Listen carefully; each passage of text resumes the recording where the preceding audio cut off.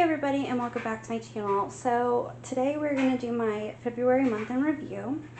I did finish this Distracted by Diamonds Darling in the month of February. I did add special drills, but she is now complete. So I have also been working on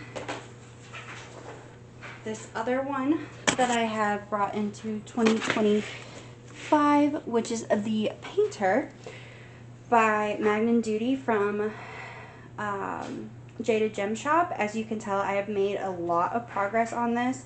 So if you go back and watch some of my other month in reviews, you will know that this hasn't had a lot of progress made on it in the last few months.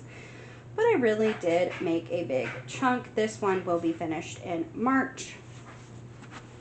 And then I don't have my Jasmine Beckett Griffith downstairs. It's in my closet and I have to dig it out, but I do have, and you will have already seen, my round kit that I will be starting after the Painter, which is Alice in Snow White from Craftably.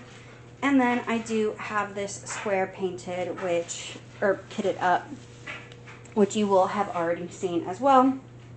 And this is The Death of Duty by Medusa the Doll Maker, and this is from another clothes shop, which is DIY Moon.